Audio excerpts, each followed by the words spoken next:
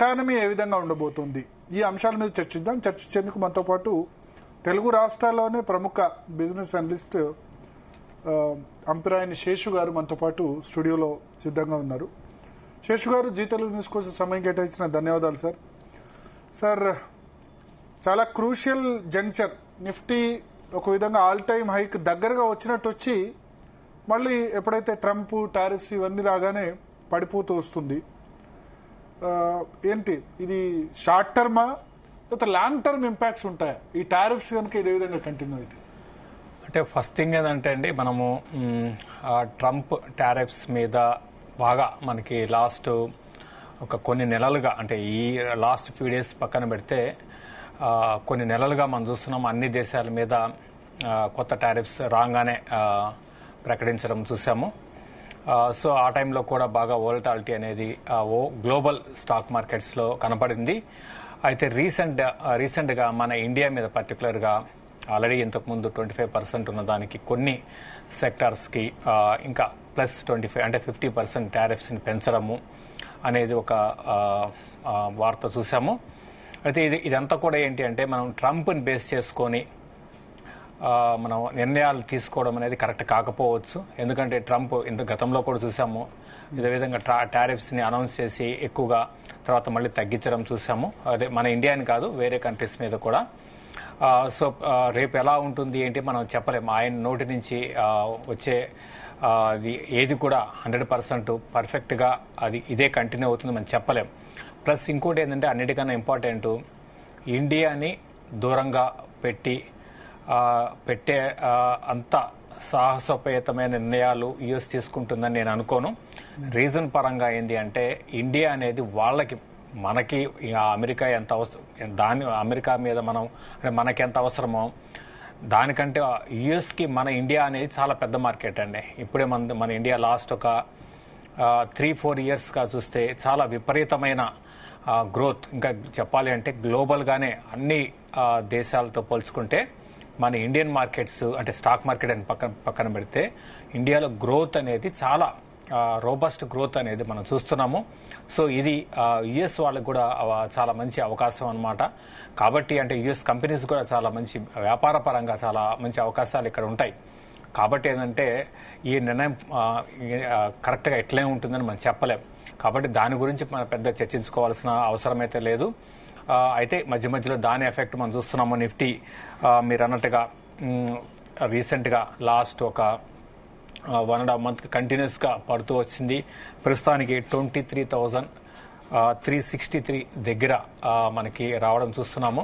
So నేను అనుకోవడము ఓవరాల్గా నిఫ్టీకి ఈ లెవెల్లో కొంచెం సపోర్ట్ అనేది లభించే అవకాశము కనపడుతుంది. సో 24,200 ఆ లెవెల్లో నిఫ్టీకి సపోర్ట్ ఉండొచ్చు. అది కూడా బ్రేక్ అయితే 22,800 ఆ లెవెల్స్కి నిఫ్టీ రావడానికి అవకాశం ఉంది. అయితే ఈ క్రమంలో లాస్ట్ ఒక 2 మంత్స్గా మనం గమనిస్తే మిడ్ అండ్ స్మాల్ క్యాప్లో కూడా హెవీ సెల్లింగ్ అనేది చూసాము. సో అది మాత్రం కొన్ని రోజులు కొనసాగే అవకాశం ఉంది. ఇంకోటి, మార్కెట్స్ లాస్ట్ కొన్ని రోజులుగా పడడానికి ఇంకొక కారణం ఏంటి అంటే, ఎఫ్ఐఎస్ నుంచి కంటిన్యూస్గా సెల్లింగ్ చూసాము. లాస్ట్ మంత్ కూడా చాలా భారీ సెల్లింగ్ అనేది కనపడింది. సో అది కూడా ఒక కారణంగా చెప్తానండి. సో ఒకటి సార్, ఇప్పుడు ట్రంప్ మీరు ఒక మాట అన్నారు, ట్రంప్ దీని ఇండియా అవసరం భారతదేశానికి అని చెప్పారు. అవసరమైతే మరి ఎందుకు మొదలు 20% విధించి మళ్ళీ 20%, 50% చేశారు? మనమేమో రష్యన్ క్రూడ్ ఆయిల్ ఇంపోర్ట్స్ మనం చేసుకోవద్దని చెప్తున్నారు. మన దేశం అయితే దిగొచ్చే పరిస్థితి లేదు. ఎట్లా మనం అవసరం? ఎందుకంటే ట్రంప్ ఏమంటారంటే, చాలా లిటిల్ బిజినెస్ చేస్తాం మేము భారతదేశంతో, లిటిల్ బిజినెస్ అని అంటున్నారు. లిటిల్ బిజినెస్ ఏం కాదండి, చాలా పెద్ద బిజినెస్ అండి. లిటిల్ బిజినెస్ అని ఆయన అంటున్నాడు. కానీ ఇప్పుడు తక్కువగా కనిపించినా కూడా ఫ్యూచర్ చూసుకోవాలి కదా. ఫ్యూచర్ పరంగా ఇండియాతో అమెరికానే చాలా పెద్ద బిజినెస్, మన ఇండియానే అవుతుందండి వాళ్ళకి. ఇప్పుడు లిటిల్ అన్నా కూడా సో అవుతుంది. మనం రష్యా నుంచి క్రూడ్ ఆయిల్ ఇంపోర్ట్ చేసుకోవద్దని అమెరికా మనకి చెప్పడం అనేది కరెక్ట్ కాదు కదా. ఆబ్వియస్గా మీరు ఏదైనా ప్రోడక్ట్ మీరు ఎక్కడి నుంచి మీకు తక్కువకు వస్తుంది అని, ఎక్కడి నుంచి మనకి అనుకూలంగా ఉంటుందని అన్ని ఆలోచించుకునే మనం ఇంపోర్ట్ చేసుకోవడమో లేకపోతే ఎక్స్పోర్ట్ చేసుకోవడం మన నిర్ణయం తీసుకుంటాం. అంతేగాని ఒక దేశము ఇంకొక దేశాన్ని మీరు యుఎస్ నుంచి రష్యా నుంచి క్రూడ్ ఆయిల్ మీరు ఇంపోర్ట్ చేసుకోవద్దని చెప్పడం అనేది కరెక్ట్ కాదు. ఇంకోటి ఏంటంటే బై అండ్ లార్జ్ మన ఇండియా అనేది ఏంటి అంటే ఎక్కువగా క్రూడ్ ఆయిల్ విషయానికి వస్తే ఎక్కువగా ఇంపోర్ట్ చేసుకోవడం మన ఇండియాలో రిసోర్స్ లేదు కాబట్టి దాదాపు 80% అంతా కూడా ఇంపోర్ట్ చేసుకోవాల్సిన పరిస్థితి ఉంది. దాంట్లో భాగంగా ఇంతకుముందు ఇరాన్, ఇరాక్ ఇటువంటి కంట్రీస్ నుంచి మనము ఇంపోర్ట్ చేసుకుంటాం, ఇప్పుడు కూడా ఉంది. దీంతో పాటు రీసెంట్గా అంటే 21కి ముందు వేరు, 21 తర్వాత 22 తర్వాత ఏంటంటే రీసెంట్ డేస్లో లాస్ట్ 2 yearsలో రష్యా నుంచి మనం ఎక్కువగా ఇంపోర్ట్ చేసుకుంటున్నాం అనమాట. అది వద్దని ట్రంప్ చెప్పడం జరిగింది.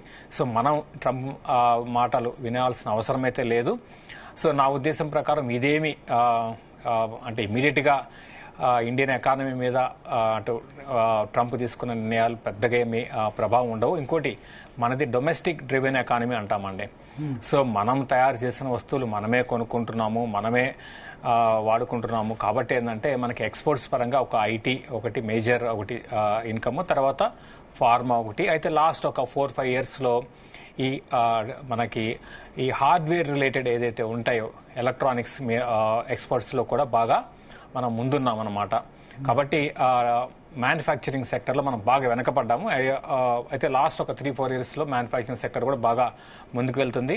సో ఇవన్నీ కూడా ఈ ట్రంప్ రిలేటెడ్ ఇవన్నీ కూడా కొన్ని రోజుల్లో నేను అనుకోవడం సర్దుమరిగే అవకాశాలు కనపడుతున్నాయండి. ఓకే, సో ఒకటి ఇప్పుడు మీరు చెప్పారు డొమెస్టిక్ డ్రివెన్ ఎకానమీ. అవును. సో ఇప్పుడు సరే డొమెస్టిక్ డ్రివెన్ ఎకానమీ పక్కన పెడితే అమెరికాకు మనం ఎక్స్పోర్ట్ చేసే సెక్టార్స్ సంబంధించిన స్టాక్స్ ఏ విధంగా ఉంటాయి? ఎగ్జాంపుల్ మీరు చెప్పారు ఐటీ, ఫార్మా. ఇప్పుడు ఐటీ, ఫార్మాలో మనం ఇన్వెస్ట్ చేయాలా వద్దా? అంటే ఐటీ ఎక్స్పోర్ట్స్ ట్రేడర్స్ చాలా మంది కూడా ప్రతి ఒక్కళ్ళకి ఐటీ స్టాక్స్ ఉంటాయి. లేదా ఐటీ ఎక్స్పోర్ట్స్ అంటే ఐటీ అంటే వాళ్ళ బిజినెస్ మనం చేస్తాం. అంటే ఇప్పుడు సపోజ్ ఏదైనా ఇక్కడ టీసీఎస్ ఉంది ఆర్ ఇన్ఫోసిస్ ఉంది. సో అక్కడ కంపెనీస్ మనకి ఆర్డర్లు ఇస్తాయి, మన వాళ్ళు సాఫ్ట్వేర్ వాళ్ళకి ప్రొవైడ్ చేస్తారు. సో ఐటీ మీద కాదండి. అంటే ఇప్పుడు లేటెస్ట్గా వచ్చింది ఏంటి అంటే ఎక్కువ ఈ టెక్స్టైల్ ఒకటి, జ్యువెలరీ ఒకటి, ఇటువంటి సెక్టర్స్ మీద కొంచెం ప్రభావం ఉంటుంది. అంటే లేటెస్ట్గా తీసుకున్న నిర్ణయం ఏదైతే ఉందో. సో అది ఇక నెక్స్ట్ పాయింట్ మీకు విషయానికి వస్తే ఐటీ కంపెనీస్ గురించి అడిగారు. ఓవరాల్గా ఐటీ కంపెనీస్ ఓవరాల్గా ఎలా ఉంటుంది అంటే ఐటీ కంపెనీస్ అన్ని కూడా ఏంటి అంటే యుఎస్ ఎకానమీ బాగుండి అదేవిధంగా యూరోప్ ఎకానమీస్ బాగుంటే ఐటీ సెక్టర్ బాగుంటుంది. అది అందరికి తెలిసిన విషయమే. అయితే గమనించాల్సింది ఏంటంటే మన ఇండియన్ ఐటీ కంపెనీస్ రీసెంట్గా అంటే ఈ రోజు అని కాదు, ఈ ట్రంప్ రిలేటెడ్ ఇవన్నీ పక్కన పెడితే ఓవరాల్గా ఫండమెంటల్ పరంగా కూడా ఏంటి అంటే మేజర్ చేంజ్ అనేది రావడం చూసాము. మరి ముఖ్యంగా పెద్ద కంపెనీస్ అన్నీ కూడా అంటే ఒక స్టేజ్ వచ్చిన తర్వాత ఏమవుతుందంటే మెచ్యూరిటీ స్టేజ్ అంటాం. ఆ స్టేజ్లో ఇప్పుడు ఐటీ కంపెనీస్ అన్నీ ఉన్నాయి. గ్రోత్ స్లోగా తగ్గడం ఫస్ట్ మనకి లాస్ట్ ఒక 2-3 ఏళ్ళుగా అంటే ఆ కోవిడ్ టైం తర్వాత ఏమైందంటే స్లోగా గ్రోత్ తగ్గడం చూస్తున్నాము. తర్వాత ప్రాఫిట్స్ కూడా తగ్గడం చూస్తున్నాము. ఫర్ ఎగ్జాంపుల్ విప్రో లాంటి కంపెనీ అయితే చాలా వరకు డీగ్రోత్ అంటే గ్రోత్ పక్కన పెట్టి ఒక లాస్ట్ ఒక 2-3 ఏళ్లకి కానీ చూసుకుంటే ఇంకా తగ్గడం, రెవెన్యూస్ తగ్గడం కూడా స్టార్ట్ అయింది మధ్యలో 1-2 quarters. ఇవంతా కూడా ఏంటంటే ఒక ఇండికేషన్ ఏంటి అంటే ఓవరాల్గా ఐటీ సెక్టర్ పరంగా ఇప్పుడు టైం బీయింగ్ మనం అవాయిడ్ చేయాలి. మధ్యలో పెరుగుతాయి, బట్ ఏంటి అంటే పెరిగినప్పుడల్లా కూడా మనం ఏంటి అంటే ఒకవేళ ఎవరన్నా కొనుక్కోవాలి అనుకున్న వాళ్ళు ఒకటే స్ట్రాటజీ అంటే ఐటీ కంపెనీస్ పర్మనెంట్గా ఇన్వెస్ట్మెంట్ చేసేసి టీసీఎస్ కదా లేకపోతే ఇన్ఫోసిస్ కదా అని చెప్పేసి వదిలేయడం అనేది కరెక్ట్ కాదనమాట. ఖచ్చితంగా చాలా మంది చేశారు. టీసీఎస్ అయితే ఇంకా ఇబ్బంది ఉండదు, అవును. ఇన్ఫోసిస్ అయితే ఇబ్బంది ఉండదు. టీసీఎస్ 4,600 నుంచి 3,000 వరకు పడిపోయింది, అంటే 50% పడిపోయింది. అంటే చాలా మంది ఏంటంటే టీసీఎస్ లో లేకపోతే ఇన్ఫోసిస్ లో పెడితే ఇంకా మనం లాంగ్ టర్మ్ కి అట్లా వదిలేయచ్చు అనే పరిస్థితి లేదా? లేదండి, అట్లా ఏది ఉండదండి. టీసీఎస్ కావచ్చు, ఇన్ఫోసిస్ కావచ్చు, ఇంకోటి కావచ్చు. ఏంటి అంటే సెక్టరల్ పరంగా చేంజెస్ వస్తున్నప్పుడు డెఫినెట్ గా మనం షిఫ్ట్ అయిపోవాలి. లేకపోతే ఏంటంటే మీరు చెప్పినట్టుగా మీరు చూసారు టీసీఎస్ కానివ్వండి, ఇన్ఫోసిస్ కానీ ఇవన్నీ కూడా పడుతూనే ఉన్నాయి. ఆల్ టైమ్ హై 4,600 నుంచి 3,000 దాకా పడిపోయింది. అవునండి. ఇన్ఫోసిస్ 2000 నుంచి 1300 కూడా ఒకసారి వచ్చినట్టు, ఇప్పుడు 1400. రీసెంట్ గా ఇంకా చెప్పాలంటే రీసెంట్ గా మార్కెట్ ని డ్రాగ్ చేసింది ఐటీ కంపెనీస్ అండి. అంటే లాస్ట్ ఒక 2-3 months గా ఆర్ లాస్ట్ 1 year గా కానీ గమనిస్తే మార్కెట్ నెక్స్ట్ అంటే హైకి వెళ్ళకపోవడానికి ప్రధాన కారణం ఐటీ కంపెనీస్ అని చెప్పొచ్చు. సో వెయిటేజ్ కూడా ఎక్కువ ఉంది వీటికి. ఒకవైపు బ్యాంక్స్ రీసెంట్ గా లైఫ్ టైమ్ హైస్ కి వచ్చాయి, బ్యాంకింగ్ స్టాక్స్ అని ముందుకు వెళ్తున్నాయి. బట్ వేరే సపోర్ట్ లేదు ఇండెక్స్ కి. ఐటీ ఒకటి మేజర్ కాంట్రిబ్యూషన్ ఉండేది, అది కూడా అసలు అది కంప్లీట్ గా 1 year నుంచి మనకి ఇండెక్స్ సపోర్ట్ లేదు. ప్లస్ రిజల్ట్స్ కూడా మనం చూస్తే ఏంటి అంటే అనుకున్నంత బాగా రిజల్ట్స్ ఈ పెద్ద కంపెనీస్ అనౌన్స్ చేయలేకపోతున్నాయి. కాబట్టి ఏంటంటే ఐటీ కంపెనీస్ లో ఉన్నవాళ్ళు మధ్య మధ్యలో ప్రాఫిట్స్ తీసేసుకొని ఎగ్జిట్ కావడానికి ప్రయత్నం చేయమని చెప్తాను. ఓకే, సో మొత్తం అంటే ఐటీలో మిడ్ క్యాప్ స్మాల్ క్యాప్ కూడా అవాయిడ్ చేయాలా? అంటే సెలెక్టెడ్ స్టాక్స్ లో మనం వెళ్ళొచ్చు అండి. కొత్త థీమ్స్ తో ఉన్న స్టాక్స్, ఐటీని కంప్లీట్ గా అవాయిడ్ చేయమని కాదండి. ఐటీలో కూడా రకరకాలు ఉంటాయి. అయితే ఈ టెక్నాలజీలో వస్తున్న మార్పులకి అనుగుణంగా ఇన్నోవేటివ్ గా ఏదన్నా యూనిక్ గా బిజినెస్ ఉన్న ఏదన్నా ఐటీ కంపెనీస్ ని సెలెక్ట్ చేసుకొని ఇన్వెస్ట్ చేసి దాంట్లో కూడా ప్రాఫిట్, ఐటీ కంపెనీస్ లో ఎప్పుడు కూడా ఏంటంటే ప్రాఫిట్ బుక్ చేసుకోవడం అనేది చాలా ఇంపార్టెంట్ అండి. ఓకే, అంటే ప్రాఫిట్ వచ్చినప్పుడు బుక్ చేసుకోవాలి. ఆ పరిస్థితిని బట్టి జియాంట్స్ వదిలేయాలి. ఇన్ఫోసిస్ గానీ, టీసీఎస్ గానీ, లేకపోతే విప్రో గానీ, ఏవైతే హెచ్సిఎల్ టెక్ లేకపోతే ఇవన్నీ అవన్నీ వాటిలో దాదాపు ఏంటంటే ఒక స్టేజ్ కి వచ్చిన తర్వాత ఏంటంటే పెద్ద రిటర్న్స్ రావండి. అవన్నీ కాదు. ఫర్ ఎగ్జాంపుల్ ఇంకోటి చాలా మంది ఏంటంటే అందరు చేసేది హిందుస్థాన్ యూనిలివర్ ఉంది. హిందుస్థాన్ యూనిలివర్ ఏంటి, మనం పొద్దున్న లేస్తే మన ఇంట్లో అటు డిటర్జెంట్ కావచ్చు, తర్వాత టూత్ పేస్ట్ కావచ్చు, ఇట్లా ఈ విధంగా అన్ని కూడా మనం వాడుతున్నాం కాబట్టి మనం కొనేస్తే ఏం కాదు, మనకి గ్యారంటీ ఉంటుంది అనుకుంటాం. బట్ అట్లా కాదండి. అది కూడా చూసుకుంటే ఒక 3 years బ్యాక్ అంటే కోవిడ్ టైంలో వచ్చిన హై మళ్ళీ మధ్యలో ఒకసారి వచ్చింది, తర్వాత మళ్ళీ అక్కడి నుంచి పడుతూ ఉందన్నమాట. సో ఏంటి అంటే కాంపిటీషన్ ఎక్కువ అయిపోవడం. ఇప్పుడు మనకి ఎఫ్ఎంసీజీలో కానీ గమనిస్తే మన ఇండియాలో లాస్ట్ 4-5 years లో అగైన్ విపరీతమైన కాంపిటీషన్ పెరిగిపోవడము. అంటే ఓవరాల్ గా చెప్పొచ్చు ఏదంటే ఈ విధంగా పెద్ద కంపెనీస్ అని చెప్పి మనం ఇన్వెస్ట్ చేస్తే అది ఖచ్చితంగా మనకి రిటర్న్స్ వస్తాయని లేదు. తర్వాత ఏషియన్ పెయింట్స్ పరిస్థితి కూడా అదే విధంగా ఉంది. ఇండెక్స్ స్టాక్స్ ఇవన్నీ కూడా చూడండి మీరు. తర్వాత టాటా మోటార్స్ కూడా రీసెంట్ గా last 2 years back 1.5 year back వచ్చిన హై మళ్ళీ రాలేదు. ఇప్పట్లో మళ్ళీ 1100 నుంచి 550 పడిపోయింది. ఇప్పుడు 630 దాకా నడుస్తుంది. అవునండి, ఇవాళ రిజల్ట్ కూడా రిలీజ్ అయింది కొద్దిసేపటి క్రితం. అంటే ఇవన్నీ ఇప్పుడు మీకు చెప్పిన స్టాక్స్ అన్ని కూడా ఇవన్నీ కూడా ఇండెక్స్ స్టాక్సే. లాస్ట్ 3-4 ఏళ్లుగా ఎవరు ఎక్కడ కొన్నా కూడా అంటే ఐటీ కంపెనీస్ అయితే మధ్య మధ్యలో ఒకసారి ఆపర్చునిటీస్ వచ్చాయి, అది ఎగ్జిట్ కాలేకపోతే వాళ్ళందరూ కూడా నష్టాల్లోకి వెళ్ళిపోయారు అనమాట. కాబట్టి ఏంటంటే there is no guarantee. Index stocks నేను కొనేసాను కాబట్టి నాకు ఫ్యూచర్ బాగుంటుంది, నాకు మంచి రిటర్న్స్ వస్తాయి అనుకోకూడదు. అంటే దాని వెనకాల జరుగుతున్న బిజినెస్ ని మీరు చూడండి. ఏం జరుగుతుంది, ఎకానమీలో మార్పులు ఏ విధంగా వస్తున్నాయి, బిజినెస్ లో మార్పులు ఏ విధంగా వస్తున్నాయి, వీటిని బేస్ చేసుకుని ఇన్వెస్ట్మెంట్ చేయడం అనేది ఇంపార్టెంట్ అండి. 63% టాటా మోటార్స్ నెట్ ప్రాఫిట్ తగ్గిపోయింది. బట్ స్ట్రీట్ ఎక్స్పెక్టేషన్ దానికంటే కొంచెం బెటర్ దెన్ ఎక్స్పెక్టేషన్స్ వచ్చాయండి రిజల్ట్. పర్లేదండి. అంటే ఇక్కడ 30% పడిపోయింది నెట్ ప్రాఫిట్. కొంచెం ఇక్కడ ఇదే లెవెల్లో ఉండడానికి అవకాశం ఉంది. 680 లెవెల్ దాకా కొంచెం టాటా మోటార్స్ కొంచెం ర్యాలీ ఇక్కడ నుంచి ఎక్స్పెక్ట్ చేయొచ్చు. 640 నుంచి 680 దాకా వెళ్ళడానికి అవకాశం. మళ్ళీ 1100 ఏదైతే ఉందో ఆల్ టైమ్ అసలు పాసిబుల్ కాదా? చాలా టైం పట్టే అవకాశాలు ఉన్నాయి. ఇప్పట్లో నేను కూడా మళ్ళీ న్యూ హైకి వెళ్ళాలి అంటే కష్టము. అంటే టాటా మోటార్స్ విషయానికి వస్తే ఎక్కువ ఏంటి అంటే ఇది మన ఇండియాతో పాటు జాగ్వార్ ల్యాండ్ ఎక్కువ, అంటే గ్లోబల్ గా రెవెన్యూస్ 70% అండ్ డొమెస్టిక్ గా 30% ఉన్నాయండి. కాబట్టి గ్లోబల్ గా కూడా సేల్స్ అనేది చూసుకోవాలి. మరి ముఖ్యంగా జాగ్వార్ లో కొంచెం సేల్స్ పరంగా కొంచెం డిప్ రావడం అనేది చూస్తున్నాము గ్లోబల్ గా. అది కూడా ఒక నెగటివ్ పాయింట్ టాటా మోటార్స్ కి. ఓకే, ఇప్పుడు గత కొన్ని సెషన్స్ లో దేశీయ స్టాక్ మార్కెట్స్ తీవ్రంగా నష్టపోతున్నాయి. 3 నెలల కనిష్టానికి నిఫ్టీ చేరింది. మళ్ళీ ఏంటి అసలు దేశీయ మార్కెట్స్ బౌన్స్ బ్యాక్ కావడానికి ఎన్ని రోజులు పట్టే అవకాశం ఉంది? ఇప్పుడు ప్రస్తుతానికి 24,363 దగ్గర క్లోజ్ కావడం చూస్తున్నాం నిఫ్టీ. మళ్ళీ బౌన్స్ బ్యాక్ అనేది నేను అనుకోవడము స్ట్రాంగ్ బౌన్స్ బ్యాక్ అయితే ఉండకపోవచ్చు అండి. బట్ ఈ లెవెల్లో అంటే క్లోజర్ గా 24,200 అంటే ప్రస్తుతం మనం ఎగ్జాక్ట్ గా చెప్పాలి అంటే స్ట్రాంగ్ సపోర్ట్ జోన్ అనమాట. లైక్ 24,200 నుంచి 23,800 అనేది సపోర్ట్ జోన్స్ గా నిఫ్టీకి చెప్పగలుగుతాము. అయితే ఇక్కడ గమనించాల్సింది అంటే ఇంతకుముందు మనం డిస్కస్ చేసుకున్నట్టుగా పర్టికులర్ ఒక సెక్టర్ స్ట్రాంగ్గా ఉంటే ఇండెక్స్ ముందుకు వెళ్తుంది. ఇప్పుడు ఆ విధంగా ఏవీ లేవు.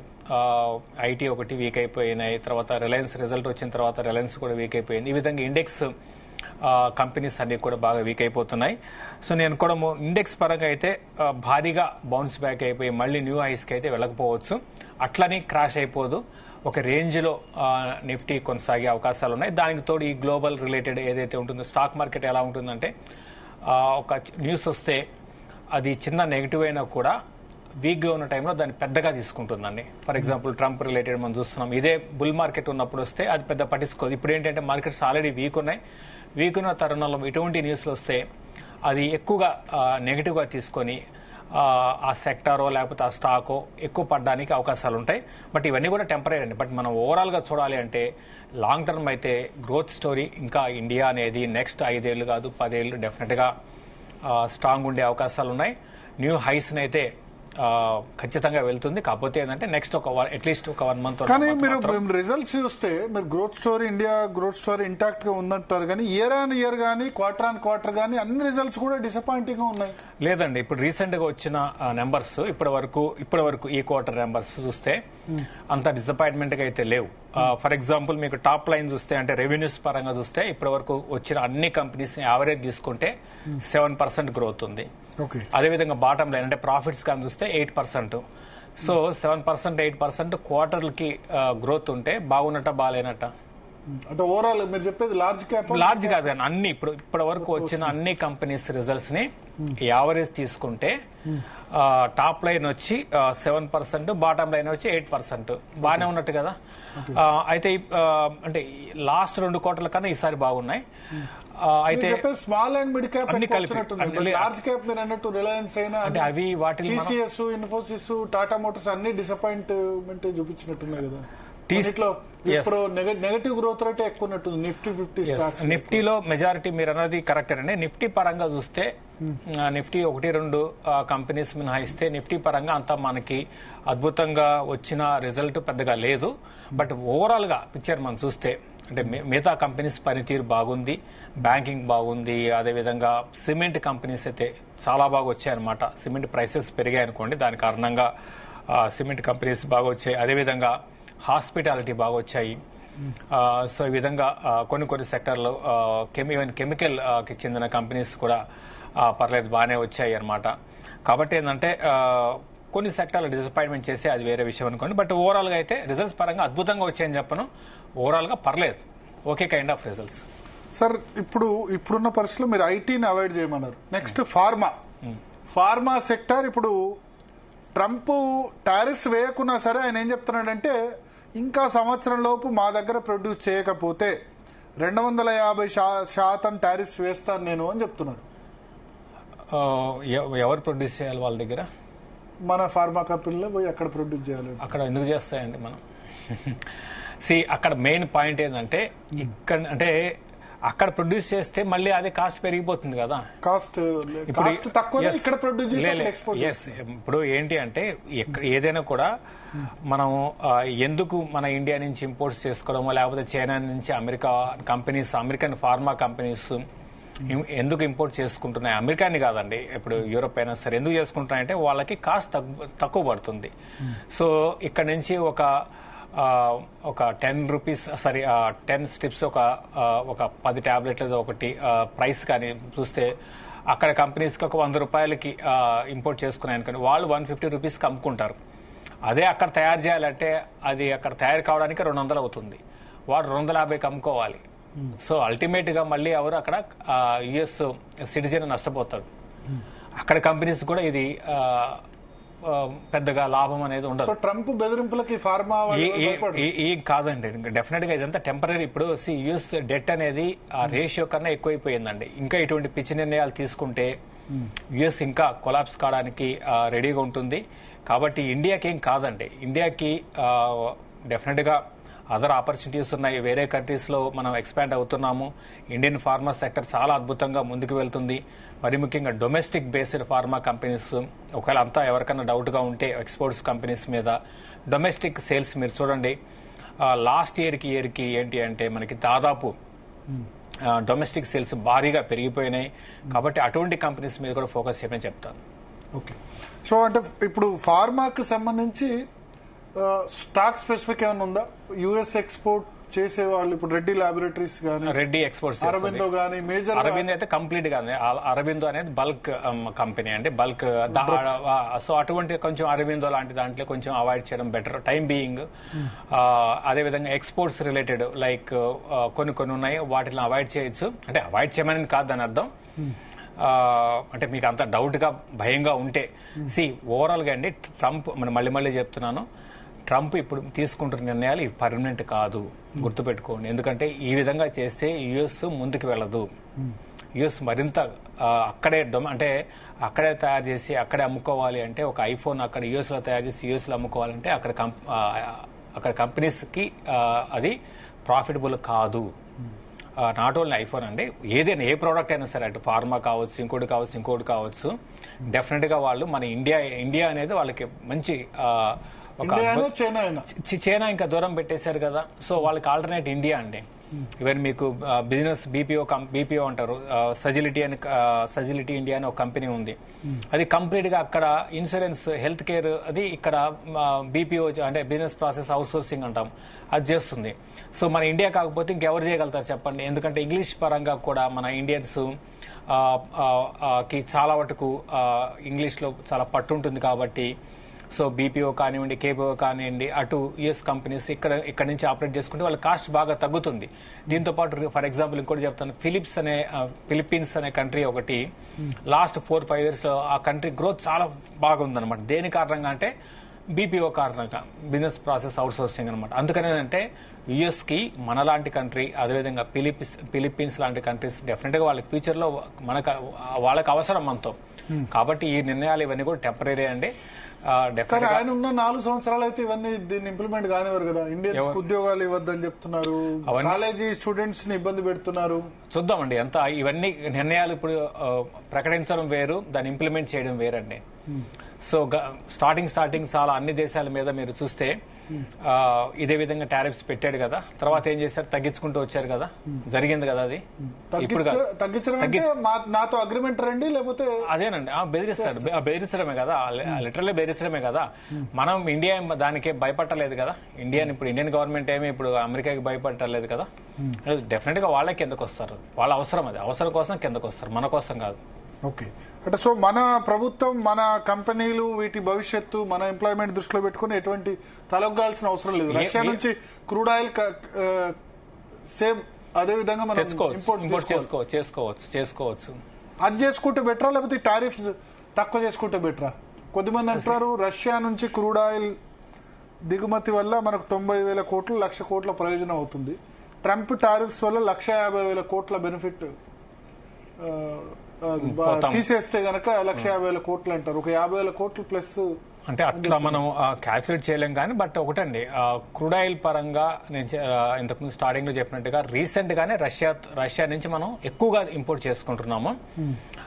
సో ఆఫ్టర్ రష్యా ఉక్రెయిన్ యుద్ధం తర్వాత అవునండి 40% అని చెప్తున్నారు. అవునండి, భారతదేశ చమురు అవసరాల్లో ఇంపోర్ట్ లో 40% మన రష్యా. అవును, ఇంతకుముందు ఇంత లేదు. సో అక్కడ ఏంటంటే యుఎస్ ఇంట్రెస్ట్ ఏంటంటే రెండు ఒకటి రష్యా ఎకానమీని దెబ్బ కొట్టడం ఒకటి, సో ఇండియాను వాళ్ళకి అనుకూలంగా మార్చుకోవడం, ఈ రెండు ఉద్దేశం పెట్టుకుని ఆ విధంగా చేసినట్టు జరుగుతుంది. బట్ అది వైజ్ డెసిషన్ కాదండి. బట్ చూద్దాం, లెట్ us see అండి. మనం దాని గురించి ఎక్కువగా చర్చించుకోవడం టైం వేస్ట్ అని నేను అనుకుంటాను. ఫార్మాలో ఏమైనా సజెస్ట్ చేస్తారా? ఫార్మర్ పూర్తిగా అవాయిడ్ చేయాలా, లేకపోతే యుఎస్ డిపెండెన్సీ లేని డొమెస్టిక్ బేస్డ్ స్టాక్స్ కు వెళ్ళిపోవచ్చు అండి. ఎక్స్పోర్ట్స్ లో కూడా కొన్ని కంపెనీస్ డొమెస్టిక్ బేస్డ్ ఉన్నవి. పూర్తిగా అంటే మ్యాన్ కైండ్ అని ఉంది, మ్యాన్ కైండ్ ఫార్మా ఒకటి ఉంది, చాలా ఉన్నాయి అనుకోండి. సో డొమెస్టిక్ సిప్లా ఒకటి, మ్యాన్ కైండ్ ఒకటి, ఇటువంటి కంపెనీస్ మీద దృష్టి పెట్టడం బెటర్. యుఎస్ ఎక్స్పోజర్ ఉన్న ఇవి ఇప్పుడు మీరు గ్లెన్మార్క్ డొమెస్టిక్ ఉంది, ఎక్స్పోర్ట్స్ కూడా. అరబిందో కంప్లీట్ ఎక్స్పోర్ట్స్ అండి. రెడ్డి ల్యాబ్స్ కూడా కొంచెం డొమెస్టిక్ ఉంది, ఎక్స్పోర్ట్స్ రెండిట్లో ఉంది. బట్ మీరు చెప్పిన వాటిలో అరబిందో ఒకటి కంప్లీట్ గా బల్క్ ఎక్స్పోర్ట్స్ కంపెనీ అది. ఓకే. సో ఈ రెండు సెక్టార్ సరే, ఇప్పుడు ఉన్న దానిలో తక్కువ ఈ సమయంలో అవాయిడ్ చేయాల్సిన సెక్టార్స్ ఏంటి సార్? టెక్స్టైల్ ఒకటి, ఎందుకంటే అమెరికా ఎక్స్పోర్ట్ టెక్స్టైల్ కూడా ఉంది కాబట్టి టెక్స్టైల్ అవాయిడ్ చేయొచ్చు. అంటే కొంచెం ఆల్రెడీ టెక్స్టైల్ స్టాక్స్ ఈ వార్త వచ్చిన తర్వాత పడడం జరిగింది. సో చూద్దామండి. అంటే నేనేదంటే దీన్ని బేస్ చేసుకొని మనము కంప్లీట్ గా ఇన్వెస్ట్మెంట్ నిర్ణయాలు మార్చుకోవద్దు అంటాను. ఎందుకంటే ఇది టెంపరీ ఉండొచ్చు. మీరు చూడండి, ట్రంప్ లిఫ్ట్ చేస్తే మళ్ళీ ఇవన్నీ రాకెట్ లో మళ్ళీ వెళ్ళిపోతాయి కదా. నేనేది అది ట్రంప్ అనేది అంటే అనకూడదు కానీ మనం పిచ్చోడి చేతిలో రాయి అన్నట్టుగా అనొచ్చు, అనకూడదు ఏం కాదు. పిచ్చోడి చేతిలో రాయి, నేను అదే వాటిని వాడాను మొన్న. ట్రంప్ నోరు కంపు, పిచ్చోడి చేతిలో రాయి. సో ఎందుకంటే ఆయన తెలుగుండి మాట్లాడుతున్నాడో లేదో కానీ ఒక మాట అన్నాడు, ఇండియన్ ఎకానమీ డెడ్ ఎకానమీ అన్నాడు. ఎవరు చెప్పారండి? ట్రంప్. సో ఇండియా రష్యా ఇద్దరు డెడ్ ఎకానమీస్ అంటున్నాడు. అమెరికా డెడ్ ఎకానమీ, నాకు ఇండియా రష్యా డెడ్ ఎకానమీ. ఎందుకంటే వాళ్ళ గ్రోత్ రేట్ 1% కూడా లేదు. మనం ఇప్పుడు 4 ట్రిలియన్ ఎకానమీకి మనం దాటిపోయాము. 4 ట్రిలియన్ దాటింది. తర్వాత మనం జపాన్ దాటాము, తర్వాత జర్మనీని దాటిపోతున్నాము. సో చైనా తర్వాత మనమే ఉండబోతున్నాము. సో మనం డెడ్ ఎకానమీ ఎలా అవుతుంది? మంది 10%, 12% మనం అన్ని కంపెనీస్ గ్రోత్ పర్ యానం చూపిస్తున్నాము. 6.5 to 7.5 జీడిపి గ్రోత్ ఉంది. లాస్ట్ 4 years లో 35 to 40% మన బడ్జెట్ పెరిగింది. సో మంది డెడ్ ఎకానమీ ఎలా అవుతుంది? కాదు కదా. సో ఇవన్నీ స్టాటిస్టిక్స్ మన ముందున్నాయి కదా. కానీ ఇప్పుడు అమెరికా ఎకానమీ వీక్ అయితే అమెరికాకు ఏమంటారు, సర్ది చేస్తే ప్రపంచంలో ఉన్న దేశాలన్నిటికీ తుమ్ము వస్తుంది అంటారు కదా.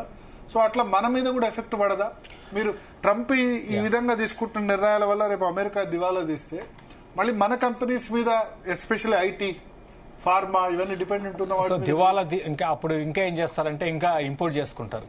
ఓకే, మీకు వాళ్ళకి నిజంగా ఏమవుతుందంటే అండి, ఇంపోర్ట్ చేసుకుంటే మన ఇండియానే ముందుంటుంది మళ్ళీ. ఆ విధంగా చూసినా కూడా మీకు పాయింట్ అర్థమైందా?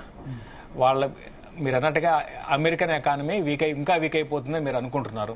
మీరు అన్నారు కదా వీక్ ఆల్రెడీ ఇప్పుడు స్ట్రాంగ్ ఏం లేదండి. ఇప్పుడు డెట్ రేషియో ఉంటుందండి ఒక కంట్రీకి. ఇంత డెట్, ఈ డెట్ విపరీతంగా మన ఇండియాకి కూడా అప్పు ఉంది. కాకపోతే ఆ రేషియో ఉంటుంది. ఆ రేషియోని దాటితే, అంటే ఆ రేషియోని దాటి అప్పు ఉంటే, ఫర్ ఎగ్జాంపుల్ జపాన్కి ఉంది, తర్వాత యుఎస్కి ఉంది. సో దాని తగ్గట్టుగా ఇన్కమ్ లేదు, ఉన్నా కూడా దాన్ని దాటిపోయి వాళ్ళకి అప్పు ఉంది. కాబట్టి ఏంటంటే ఇక్కడ యుఎస్ ఎకానమీ అనేది అసలు ఎందుకు యుఎస్ గురించి ఇంతలా మాట్లాడుకుంటున్నాం అంటే, గ్లోబల్ గా జీడిపితో, అంటే గ్లోబల్ జీడిపిలో కాంట్రిబ్యూషన్ 26% యుఎస్ ఉందండి. దాని గురించి మనం ఇంత చర్చలు మనం చూస్తే, ఇప్పుడు ఈరోజు మన ల్యాప్టాప్ ఉందనుకోండి, అంటే ప్రతి ఇన్వెస్టర్స్ మీట్లో నేను చెప్తూ ఉంటాను, ఆ ల్యాప్టాప్ ఎవరిది? Michael Dell. దాంట్లో మనం మైక్రోసాఫ్ట్ వేస్తాం, అది ఎవరిది? US company. తర్వాత అమెజాన్ ఆర్డర్ ఇస్తాం, ఎవరిది? US company. తర్వాత ఫేస్బుక్ వెళ్తాం, అది ఎవరిది? US company. ఈ విధంగా మనకి తెలవకుండానే గూగుల్ చేస్తాం, గూగుల్ ఎవరిది? యుఎస్ది. అంటే మనకు తెలవకుండానే ఈ విధంగా మన బిజినెస్ ఇస్తున్నాం అనమాట. సో కాబట్టి ఈ విధంగా యుఎస్ ఎప్పటి నుంచో స్ట్రాంగ్ గా ఉందని అందులో డౌట్ లేదు. కాకపోతే ఏంటంటే రీసెంట్ గా కొంచెం ఏంటి అంటే కొంత బ్యాక్ స్టెప్ మనం చూస్తున్నాము. బట్ ఏదేమైనప్పుడు కూడా యుఎస్ ఎకానమీ వీక్ అయినా కూడా మనకేం కాదండి. ఒకవేళ అయితే కూడా కొంచెం ఐటీ కంపెనీస్ కి ఎఫెక్ట్ ఉంటుంది, కానీ ఈ ఎక్స్పోర్ట్ చేసే కంపెనీస్ కి పెద్దగా ఎఫెక్ట్ అయితే ఉండదు. జనాభా మన వరం అంతేనా? జనాభా వరం. ఎందుకు స్టార్టింగ్ చెప్పాను కదా, డొమెస్టిక్ అంటే మనం ఇన్ని రోజులు ఎక్స్పోర్ట్స్ మీద లేము. అంటే ఎక్స్పోర్ట్స్ మనకి భారీ ఎక్స్పోర్ట్ చేసేసి ఎక్స్పోర్ట్స్ ఆగిపోతే మన ఎకానమీ కొలాప్స్ అయిపోయి అటువంటివి లేవండి. డొమెస్టిక్ డ్రివెన్ ఎకానమీ అన్నప్పుడు మనం కార్లు మనమే కొనుక్కుంటున్నాము. సో మన రిఫ్రిజిరేటర్లు మనం తయారు చేసి మనం కొనుక్కుంటున్నాము. కాబట్టి ఏంటంటే ఇప్పుడు ఫర్ ఎగ్జాంపుల్ మనకి కార్ సేల్సే తీసుకుంటే, ఒక 2 years back 32 lakhs car sales per annum ఉంటే ఈరోజు 42 lakhs ఉన్నాయి. సో ఈ విధంగా మనం ముందుకు వెళ్తున్నాం. సో యుఎస్ అనేది, యుఎస్ బాగుంటే మనకి మంచిదే, అందరం కూడా బాగుండాలనుకోవాలి. బట్ ఇప్పుడు ఈ లాస్ట్ ఒక ట్రంప్ వచ్చిన తర్వాత పిచ్చి నిర్ణయాలు ఏవైతే ఉన్నాయో ఇవి ఏంటి అంటే స్టాక్ మార్కెట్లకు మంచిది కాదు, ఈవెన్ యుఎస్ ఎకానమీకి మంచిది కాదు, ఈవెన్ మన ఎకానమీకి కూడా అంత మంచిది కాదు. ఓవరాల్ గా మరి ఎప్పటికప్పుడు అబ్నార్మల్ గా అంటే ఊహించని నిర్ణయాలు తీసుకోవడం అనేది కరెక్ట్ కాదండి. సార్, ఇప్పుడు యుఎస్ కు మేజర్ గా ఇప్పుడు ఐటీ, ఫార్మా ఈ రెండు ఎక్స్పోర్ట్ కదా. ఈ రెండు కూడా అన్ఫార్చునేట్లీ హైదరాబాద్ సెంట్రిక్. ఈ రెండింటికి హబ్ గా, ఐటీ హబ్ మేజర్ హైదరాబాదే, సరే బెంగళూరు తర్వాత, ఫార్మా హబ్ అయితే నో డౌట్ హైదరాబాదే. అవును. సో దీని ద్వారా ఇప్పుడు హైదరాబాద్ లో ఈ రెండు రంగాల్లో కనుక మాంద్యం వస్తే దీని ఎఫెక్ట్ హైదరాబాద్ మీద, తెలంగాణ మీద, ఆంధ్రప్రదేశ్ మీద పడదంటారా? హైదరాబాద్ లో ఉన్న రియల్ ఎస్టేట్ కానీ ఇతర హైదరాబాద్ మీద హైదరాబాద్ అంటే తెలంగాణ మీద ఓవరాల్ గా కొంచెం ఉండొచ్చు, ఈవెన్ ఆంధ్రప్రదేశ్ కూడా, ఎందుకంటే చాలా మంది ఆంధ్రప్రదేశ్ వాళ్ళు అక్కడ ఉంటారు. అయితే ఒకటి ఇక్కడ గమనించాల్సింది ఏంటంటే, మీకు ఇంట్రెస్టింగ్ ఏంటంటే తెలంగాణ అనేది ఇప్పుడు మన ఇండియా ఇక్కడ డొమెస్టిక్ గా మాట్లాడుకుంటే పర్ క్యాపిటా ఇన్కమ్ అంటాం. పర్ క్యాపిటా ఇన్కమ్ లో తెలంగాణ 5th పొజిషన్ లో ఉంది. ఇది రికార్డ్, ఇది మీకు తెలిసే ఉంటుంది. ఇంకో ఇంట్రెస్టింగ్ ఫ్యాక్ట్, రంగారెడ్డి జిల్లా దేశంలో నెంబర్ 1. అయితే మనకన్నా ముందున్నవి ఏంటి అంటే గోవా ఉంది. గోవా ఉంటే రీజన్ ఏంటి అంటే చిన్న స్టేట్. తర్వాత ఢిల్లీ ఉంది. సో తర్వాత ఛత్తీస్గఢ్ ఉంది. ఛత్తీస్గఢ్ ఉంది అంటే రీజన్ ఏంటంటే వాళ్ళకి అక్కడ మైనింగ్ ద్వారా దగ్గర 14,000 crores ఇన్కమ్ ఛత్తీస్గఢ్కి వస్తుందండి. సో అది ఆ రీజన్స్ ఉన్నాయి. కానీ తెలంగాణకి ఆ రీజన్ లేకుండా per capital income 3.8 lakhs crores lakhs అంటే ఒక వ్యక్తి సంవత్సరానికి తెలంగాణలో 3,80,000 సంపాదిస్తారనమాట. అయితే డెఫినెట్ గా ఉంటుందండి, ఎంతో కొంత ఉంటుంది. బట్ ఇంకోటి గమనించాలి, లాస్ట్ 1 year నుంచి తెలంగాణలో ఈ రియల్ ఎస్టేట్ ప్రైస్ పడ్డము ఎకానమీ మీద కొంచెం ప్రభావం చూపిస్తున్న మన తెలంగాణ మీద ఉంది.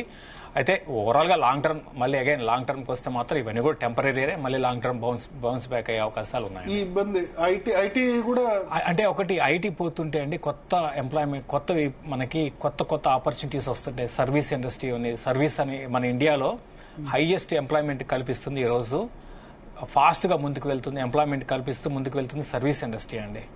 సో కొత్త జాబ్స్ అనేది వస్తాయి. ఇప్పుడు మనం చూస్తున్నాం చాలా బిజినెస్లు ముందుకు వస్తున్నాయి.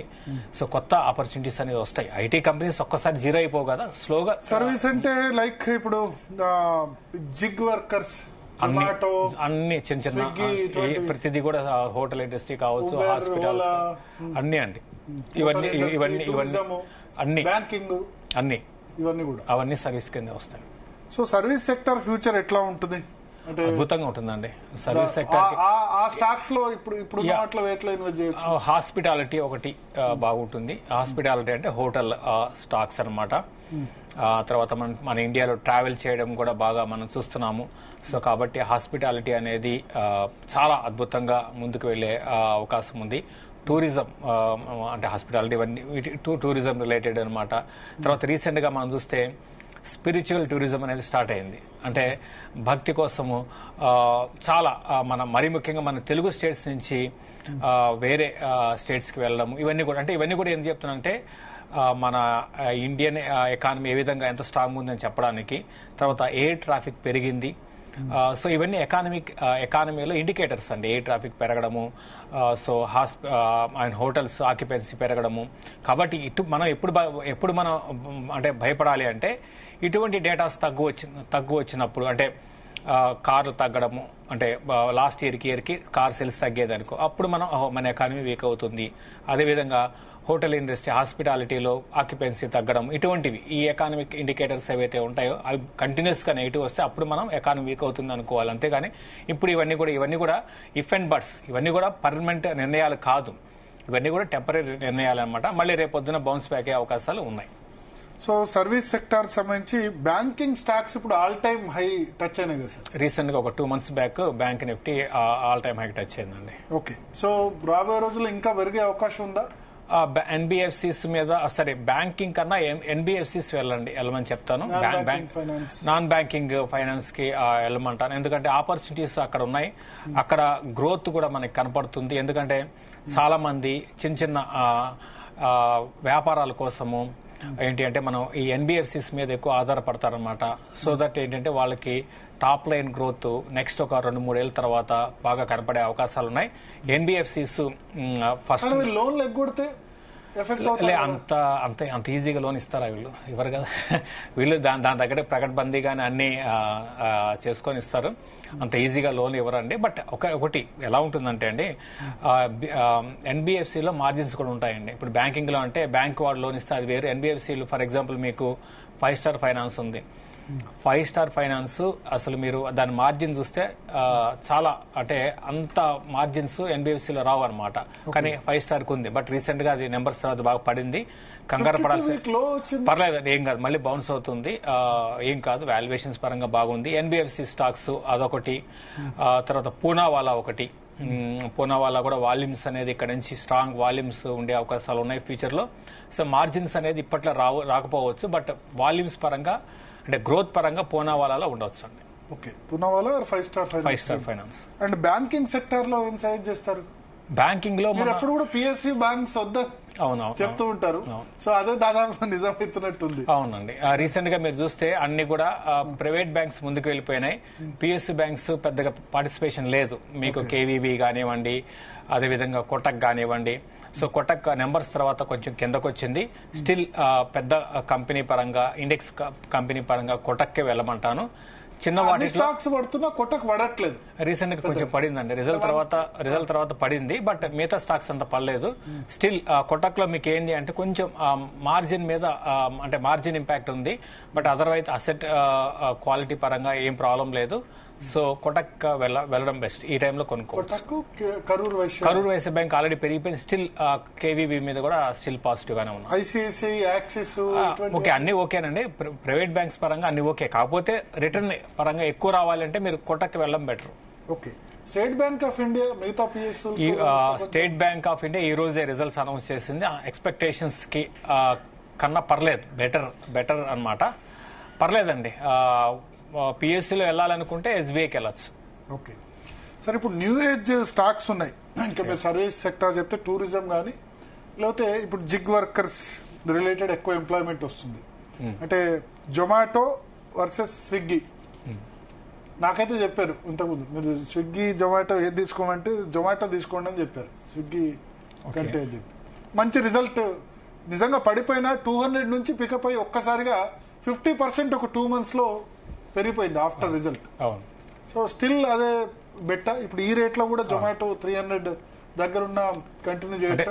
300 అనే కాదండి, దగ్గర 3 లక్షల కోట్ల కంపెనీ అయిపోయిందండి. దీన్ని కూడా మనం డీమార్ట్ ని కూడా మార్కెట్ క్యాప్ లో దాటిపోయింది. అంటే వాళ్ళకి గేమ్ చేంజర్ గా బ్లింకిట్ అని చెప్తానండి. బ్లింకిట్ లో రోబస్ట్ గ్రోత్, అంటే చాలా స్ట్రాటజికల్ గా క్విక్ కామర్స్ లో వాళ్ళు మార్కెట్ ని క్యాప్చర్ చేశారు. సో అది బ్యాక్ బోన్ అనమాట. మరోవైపు ఇది కానీ గమనిస్తే అంటే వాళ్ళ కోర్ బిజినెస్ ఏదైతే ఫుడ్ డెలివరీ లేటెస్ట్ క్వార్టర్ గమనిస్తే అంత అద్భుతంగా లేవు. ఎక్కువగా బ్లింకిట్ అంటే ఈ క్యూ కామర్స్ లో వాళ్ళు చాలా ఫాస్ట్ గా ముందుకు వెళ్తున్నారు. దీంట్లో బాగా వెనకబడిపోయింది ఏంటి అంటే స్విగ్గీ వెనకబడిపోయింది. సో స్విగ్గీ మార్కెట్ క్యాప్ గా గమనిస్తే దగ్గర 1 లక్ష కోట్లు. అదే దీని మార్కెట్ క్యాప్ గా గమనిస్తే జొమాటో 3 లక్షల కోట్లు. అంటే ఏదైతే గ్రోత్ చూపిస్తారో దానికి మార్కెట్ అవార్డు ఇస్తుంది, అంటే ముందుకు తీసుకెళ్తుంది ఆ కంపెనీని. కాబట్టి నేను కూడా స్టిల్ స్ట్రాటజీ పరంగా అటు స్విగ్గీ జొమాటో చూసుకుంటే స్టిల్ నేను జొమాటో మీదే పాజిటివ్ గా ఉన్నాను లాంగ్ టర్మ్ కి. అఫ్ కోర్స్ రీసెంట్ గా స్విగ్గీ వాళ్ళు కూడా బిజినెస్ మోడల్స్ ని చేంజ్ చేయడానికి ప్రయత్నం చేస్తున్నారు. సో చూద్దాం. బెటర్, బట్ స్విగ్గీలో ఇన్వెస్ట్ చేయొద్దని కాదు, బట్ దీనంతా అంటే చూద్దాం. మళ్ళీ వీళ్ళ బిజినెస్ మోడల్ కొంచెం చేంజ్ చేసుకొని ఏదన్నా మళ్ళీ కొంచెం అటు గ్రోత్ పరంగా చూడగలిగితే స్విగ్గీ కూడా, అంటే స్విగ్గీ పెద్దగా డౌన్ సైడ్ కూడా పెద్ద ఉండదండి. ఇక్కడ నుంచి పెద్దగా భారీగా పడే అవకాశం లేదు. కాకపోతే ఫ్యూచర్ పరంగా చూసుకుంటే స్విగ్గీ అండ్ జొమాటో రెండింటి మీద పాజిటివ్. బట్ ఎక్కువ మీకు మార్కులు దేనికి ఇవ్వాలి అంటే నేను జొమాటోకే ఇస్తానండి. సో టూరిజం పరంగా ఏమైనా చెప్పగలుగుతారా స్టాక్స్? టూరిజం పరంగా అంటే హాస్పిటాలిటీ లెమన్ ట్రీ ఒకటి, చాలెట్ హోటల్ అని ఉంటుంది. రీసెంట్ గా నెంబర్స్ కూడా బాగా వచ్చాయి. సో లెమన్ ట్రీ ఒకటి, చాలెట్ హోటల్స్ ఒకటి బాగుంటాయి. తర్వాత మేజర్ సెక్టర్ ఆటోమొబైల్స్. ఆటోమొబైల్ పరిస్థితి ఏంటి? వాహన అమ్మకాలేమో కోవిడ్ తర్వాత పెరిగాయి, మళ్ళీ లాస్ట్ 1.5 year గా మళ్ళీ తగ్గిపోతున్నాయి. డైరెక్ట్ గా ఎకానమీ ఎలా ఉంది అని తెలుసుకోవాలనుకుంటే ఎవరైనా కూడా ఫస్ట్ ఆటోమొబైల్ సేల్స్ చూడాలండి. ఆటోమొబైల్ సేల్ డైరెక్ట్ గా మనకి తెలిసిపోతుంది అనమాట. సో ఇప్పుడున్న పరిస్థితుల్లో కానీ గమనిస్తే నేను అనుకోవడము కొంచెం పెద్ద కంపెనీస్ కి దూరంగా ఉండమని చెప్తాను. కాకపోతే ఏంటంటే లాంగ్ టర్మ్ ఉద్దేశం ఉంటే ఆటో యాన్సిలరీ కంపెనీస్, అంటే యాన్సిలరీ అంటే ఆటో రిలేటెడ్ ఏవైతే ఉంటాయో అటువంటి కంపెనీస్ మీద దృష్టి పెడితే లాంగ్ టర్మ్ కి బాగానే ఉండే అవకాశాలు ఉంటాయి. ఓవరాల్ గా ఆటోమొబైల్ సెక్టర్ అనేది లాంగ్ టర్మ్ కి డెఫినెట్ గా బాగుండే అవకాశాలు చాలా పాజిటివ్ గా ఉన్నాను నేనైతే. ఓకే, అంటే డైరెక్ట్ గా ఆటోమొబైల్స్ పెద్ద company Tata Motors, TVS, hero Motors, అంటే వీటిలో ఏమొస్తుందంటే అండి కాంపిటీషన్ ఎక్కువైపోయిందండి. సో ఒకప్పుడు మనకి ఇండియాలో చూస్తే మారుతి, మనకి Ashok Leyland, Tata Motors, M&M ఉండేవి. ఈ రోజు ఎన్ని ఉన్నాయో చూడండి. మీరు కార్లలో చూసుకోండి నేను వచ్చాయి, కియా ఉంది, తర్వాత జీప్ అని వచ్చింది. ఈ విధంగా రకరకాల ప్యాసింజర్ వెహికల్స్ బ్రాండెడ్ మన ఇండియాలో ఎప్పటి నుంచో ఉన్నాయి. బట్ రీసెంట్ గా మనం చూస్తే కియా కానివ్వండి, జీప్ కానివ్వండి, ఇటువంటివి, తర్వాత మిగతా మీరు అన్నట్టుగా టయోటా, ఇవన్నీ చాలా కాంపిటీషన్ పరంగా పెరిగిపోయింది. తర్వాత BYD, తర్వాత ఎలక్ట్రికల్ వెహికల్స్ లో మళ్ళీ BYD, తర్వాత టెస్లా కూడా ఫ్యూచర్ లో మనకి రావడానికి అవకాశం ఉంది. సో కాబట్టి ఏంటంటే దీంతో పాటు ప్రీమియం మనకి మీరు చూస్తే సేల్స్ గ్రోత్ దేంట్లో ఉంది అంటే ప్రీమియం కార్లలో ఉందండి. ఇప్పుడు BMW కానివ్వండి, ఆది కానివ్వండి, బెంజ్ కానివ్వండి, వీటిలో అంటే నెంబర్ ఆఫ్ యూనిట్స్ తక్కువ పోతున్నా కూడా గ్రోత్ పరంగా వీటిలో ఉంది. అందుకని అంటే ఇవన్నీ చూసుకుంటే కొంచెం పెద్ద కంపెనీస్ ఏంటంటే ఇక్కడ ఆగొచ్చు. సో అందుకని ఏంటంటే ఆటో యాన్సిలరీ కంపెనీస్ అంటే ఆటో లైక్ పర్టికులర్ ఇదని చెప్పలేము కానీ బట్ ఆటో యాన్సిలరీ కంపెనీస్ వైపు వెళ్ళడం బెటర్. ఓకే, ఆటోమొబైల్లో 2 వీలర్స్ సెగ్మెంట్ లో 2 వీలర్ వద్దండి, కంప్లీట్ గా ప్రస్తుతానికి అయితే అవాయిడ్ చేయమంటాను. ఎందుకంటే 2 వీలర్ లో అగైన్ సేమ్ ఇంతకు ముందు చెప్పినట్టుగా 2 వీలర్ లో ఇంతకు ముందు ఒక 4-5 కంపెనీస్ ఉంటే ఈ రోజు 60 కంపెనీస్ దాకా 2 వీలర్ లో ఉన్నాయండి. అంటే మొత్తం కూడా ఎలక్ట్రికల్ వెహికల్స్ అనమాట, ఈవీకి వెళ్ళిపోయింది. కంప్లీట్ గా ఈవీకి షిఫ్ట్ అయిపోయింది. అంటే 2 వీలర్ సిటీలో చాలా మంది ఈవీస్ కంప్లీట్ గా. అందుకని ఏంటంటే ఉన్న వాటిలో ఇంకా స్టిల్ టీవీఎస్ ఒకటి బాగా ఈవెన్ ఈవీలో కూడా ముందుకు వెళ్తుంది. కాబట్టి కొంచెం ఎందుకైనా బెటర్ పెద్ద కంపెనీస్ కన్నా చిన్న ఆటో యాన్సిలరీ కంపెనీస్కి వెళ్ళడం బెటర్. ఓకే, సో FMCG చాలా మంది ఎక్స్పెక్ట్ చేశారు సార్ బడ్జెట్ తర్వాత రాకెట్లా దూసుకెళ్తాయి, ఎందుకంటే ఇన్కమ్ ట్యాక్స్ ఎగ్జంప్షన్ ఇచ్చారు అని చెప్పి. దాదాపు అక్కడక్కడే ఉన్నట్టుగా అనిపిస్తుంది, పెద్దగా పెరిగినట్లేదు. మీరు అంటే హిందుస్థాన్ యూనిలీవర్ చూస్తే రోజు వాడతాం కదా ప్రొడక్ట్స్ అని అనుకున్నాం కానీ అక్కడే కనిపిస్తుంది. అంటే మెయిన్ FMCGకి అంటే మనిషి కన్జంప్షన్ తగ్గలేదండి, కన్జంప్షన్ పెరిగింది. కన్జంప్షన్ అనేది పెరిగింది, కాకపోతే కాంపిటీషన్ కూడా పెరిగిందండి. కన్జంప్షన్ పెరిగింది, కాంపిటీషన్ పెరిగింది. అందుకని ఏంటంటే ఇక్కడ FMCG సెలెక్ట్ చేసుకున్నప్పుడు ఏంటి అంటే స్టాక్ స్పెసిఫిక్ వెళ్లాల్సి ఉంటుంది. సేమ్ అగైన్ మళ్ళీ back to 5 years back, 5 years తర్వాత, 5 years క్రితం మన ఇండియాలో ఉన్న FMCG కంపెనీస్ కి ఇప్పటికి చాలా మార్పు వచ్చింది. తర్వాత ఈ ఆన్లైన్ మనము ఏమవుతుందంటే ఒకప్పుడు మనకి ఒక సూపర్ మార్కెట్కి వెళ్తే అక్కడ మనకి ఉండే ప్రోడక్ట్స్ చాలా తక్కువ ఉంటాయి అన్నమాట. అటు టూత్ పేస్ట్ కావచ్చు, సోప్స్ కావచ్చు, డిటర్జెంట్స్ కావచ్చు, తక్కువ ఉంటాయి. ఇదే ఆన్లైన్కి వెళ్ళినప్పుడు మనకి ఆపర్చునిటీస్ ట్రై చేద్దాంలే, ఇది చేద్దాంలే అని మనం వెళ్ళిపోతాం. దాని తగ్గట్టుగా చాలా కంపెనీస్ మంచి క్వాలిటీ ప్రోడక్ట్స్ ఈ రోజు మనకి ఆన్లైన్లో అందుబాటులో ఉన్నాయి. సో ఇవన్నీ తట్టుకొని FMCG ముందుకు వెళ్ళాలంటే చాలా కష్టం అనమాట. సో అందుకని ఏంటంటే కొన్ని హిందుస్థాన్ ఫుడ్స్ అని చెప్పాను మీకు గతంలో, అటువంటి కంపెనీస్ ని సెలెక్ట్ చేసుకోవడం బెటర్. ఇదేంటంటే స్మాల్ క్యాప్, మిడ్ క్యాప్ లోకే వెళ్ళమంటారు. లార్జ్ క్యాప్ లో బ్రిటానియా అవన్నీ వద్దండి. బ్రిటానియాలో అవన్నీ స్టోరీలు అంటే బ్రిటానియా స్టోరీలు చాలా వరకు అయిపోయినాయి. ఇప్పుడు మనం ఇంతకు ముందు బిస్కెట్స్ అంటే బ్రిటానియా ఉండేది. ఈ రోజు ఎలా ఉంది, కుకీస్ పరంగా మనం వెళ్తున్నాము. తర్వాత మిల్లెట్స్ కుకీస్ అని అవన్నీ ఎన్ని మీకు లిస్ట్ చెప్పుకుంటూ పోతే కొన్ని వందల కంపెనీస్ ఈరోజు ప్రీమియం బేస్డ్ కుకీస్ కానివ్వండి, బిస్కెట్స్ కానివ్వండి, స్నాక్స్ కానివ్వండి, వీటిలోకి వచ్చేసాయండి. ఇంకా మనం బ్రిటానియా అనేది దాని తగ్గట్టుగా వాళ్ళు ట్రాన్స్ఫర్మేషన్ అయ్యి గ్రోత్ చూపించి ఇంకా భారీగా స్టాక్ ముందుకు వెళ్తుంది అయితే నేను అనుకోను. కాబట్టి ఏంటంటే మనకి డౌట్గా ఉన్నవి కొంచెం పక్కన పెడితే బెటర్ అండి. ఓకే, సో FMCG తర్వాత ఇప్పుడున్న పరిస్థితిలో సెక్టార్ వైజ్ చూసుకోవాలా లేకపోతే stock wise small, mid cap, large cap ఇట్లా ఏమైనా సజెస్ట్ చేస్తారా? అంటే సెక్టర్ ఆబ్వియస్ గా అంటే ఫస్ట్ మనం ఎలా చూడాలి అంటే ఏ సెక్టర్ బాగుంటుంది, ఆ సెక్టర్ లో ఉన్న వాటిలో మంచి క్వాలిటీ స్టాక్స్ ని మనం క్వాలిటీ ఇన్ ద సెన్స్ మీరు ఎప్పుడు చెప్తుంటారు, ఈ మధ్య కాలంలో చెప్తున్నారు హాస్పిటల్ స్టాక్స్. అవును, ఈ మధ్య కాలం కాదు, నేను గత health care hospitals health care. అవును, సో అది ఇంకా దాన్ని అడగాల్సిన అవసరం లేదండి. ఇప్పుడు రీసెంట్ గా మీరు నెంబర్స్ చూడండి, Fortis health care 56% profits growth. అదేవిధంగా మన ఇక్కడ కిమ్స్ కానీ గమనిస్తే రెవెన్యూస్ లో కిమ్స్ దగ్గర 20% ప్రాఫిట్స్ తగ్గాయనుకోండి, దగ్గర 18%, 19% టాప్ లైన్ గ్రోత్ అనమాట. కాబట్టి హాస్పిటల్స్ గురించి ఫ్యూచర్ అంతా కూడా కార్పొరేట్ హాస్పిటల్స్ అయితే పెద్ద బిగ్ ప్లేయర్సే ఉంటారు, చిన్న ప్లేయర్స్ ఉండరండి. సో మనం అన్నిట్లో బ్రాండెడ్ అయిపోతున్నాం. ఒక హాస్పిటల్లో మాత్రం ఇంకా కాలేదు, అనార్గనైజ్డ్ గా ఉంది సెక్టర్. లాస్ట్ 3 ఏళ్లలో ఈ అనార్గనైజ్డ్ కాస్త ఆర్గనైజ్డ్ గా అయిపోతుంది. అంటే సరే, లాస్ట్ 3 ఏళ్లలో జరిగింది ఏంటంటే ఈ అనార్గనైజ్డ్ నుంచి ఆర్గనైజ్డ్ గా ఒక షిఫ్ట్ జరిగింది. నెక్స్ట్ 4-5 ఏళ్లలో కంప్లీట్ గా మన ఇండియాలో అందరూ కూడా హాస్పిటల్ అంటే కూడా బ్రాండెడ్ హాస్పిటల్కి వెళ్తారు. సో చిన్న ప్రాబ్లం వచ్చినా కూడా కార్పొరేట్ హాస్పిటల్కి వెళ్లాల్సిన పరిస్థితి ఉంటుంది. దీంతో పాటు సూపర్ స్పెషలైజేషన్ అనేది బాగా పెరిగిపోయింది ఇండియాలో. సో అది చాలా హాస్పిటల్స్ అంత ప్రాఫిట్ లో లేవు అంటారు. చాలా వరకు బెడ్ ఆక్యుపెన్సీ లేదు. ఎవరు చెప్పారండి? సరిగ్గా లేదు అంటారు. ఎవరు చెప్పారండి? చిన్నవన్నీ కూడా అమ్ముకుంటారు, పెద్దవాటికి అమ్ముకుంటారు. అదేనండి, పెద్ద కంపెనీస్ అన్ని బాగున్నాయి. ఇప్పుడు సన్షైన్ అది వేరే, అది వేరే, అది వాల్యుయేషన్స్ కోసం జరిగిన డీల్. కానీ కేర్ కూడా వేరే కేర్ అదే అంటే ఇవన్నీ కూడా ఇప్పుడు మన ఇవన్నీ కూడా ప్రైవేట్ ఈక్విటీ వాళ్ళు తీసుకుంటున్నారండి. మన హాస్పిటల్స్ అన్ని కూడా లిస్టెడ్ కంపెనీస్ కాకుండా మిగతా ఈవెన్ లిస్టెడ్ కంపెనీస్ లో కూడా మీకు చూస్తే హెచ్సిజీ అది కూడా ప్రైవేట్ ఈక్విటీ కేఎన్ఆర్ వాళ్ళు కేకేఆర్ వాళ్ళు తీసుకున్నారు. సో ఈ విధంగా అన్ని కంపెనీస్ కూడా ప్రైవేట్ ఈక్విటీ వాళ్ళకి వెళ్ళిపోతున్నాయి. అంటే వేరే కంట్రీకి చెందిన ప్రైవేట్ ఈక్విటీ వాళ్ళ చేతుల్లో దాదాపు అన్ని హాస్పిటల్స్ ఉన్నాయి. అన్ని హాస్పిటల్స్ అద్భుతంగా వాళ్ళ క్యాపెక్స్ కానీ చూసుకుంటే ఒక్కొక్కరు 4,000, 5,000 బెడెడ్ మ్యాక్స్ వెళ్తుంది. 3,600 బెడ్స్ నెక్స్ట్ 3 ఏళ్లలో వాళ్ళు యాడ్ చేయాలనుకుంటున్నారు.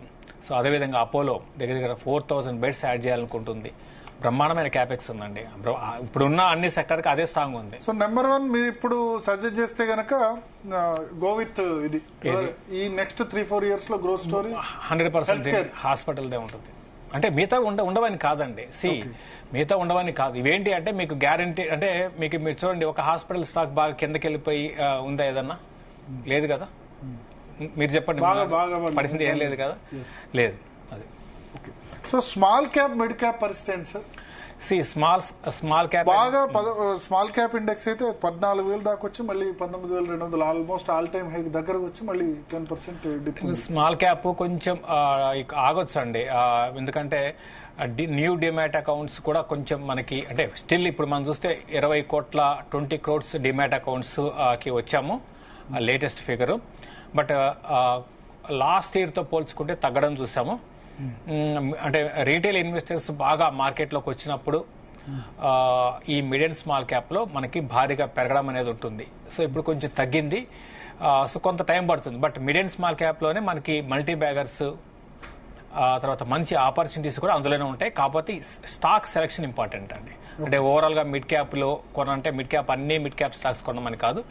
ఏ స్టాక్ సెలెక్షన్ చాలా ఇంపార్టెంట్. చూజీగా మనం స్టాక్స్ ఇప్పుడున్న పరిస్థితుల్లో అట్లా ఏం చెప్పలేమా? లార్జ్ క్యాప్ స్టాక్స్ ఇవ్వండి, మిడ్ క్యాప్, స్మాల్ క్యాప్ అట్లా. ఎందుకంటే ఆ సమయంలో ఒక దశలో 21,700 నిఫ్టీ వచ్చినప్పుడు స్మాల్ క్యాప్ అవాయిడ్ చేయమని చాలా మంది చెప్పారు. కానీ 25-30% గ్రోత్ అక్కడ నుంచి వచ్చింది ఆ సమయంలో ఇన్వెస్ట్ చేసిన వాళ్ళు. నేను mid cap small cap avoid చేయమని కాదు. ఏవైతే మంచి కంపెనీస్ ఉంటాయో వాటిని పిక్ చేసుకోండి. పడుతున్నప్పుడే కొనాలండి. ఇప్పుడు కూడా పెరుగుతున్నప్పుడు దాని వెంటపడి కొనడం కన్నా పడుతున్నప్పుడు మంచి కంపెనీస్ ని మిడ్ అండ్ స్మాల్ క్యాప్ కొనుక్కోవచ్చు. లాస్ట్ గా చివరిగా సార్ డిఫెన్స్ స్టాక్స్. డిఫెన్స్ అసలు ఇండియా పాకిస్తాన్ యుద్ధంతో డబుల్ అయిపోయినాయి. మళ్ళీ దానిలో 50% ఇప్పుడు పడిపోయినాయి. ఫ్యూచర్ ఏంటి?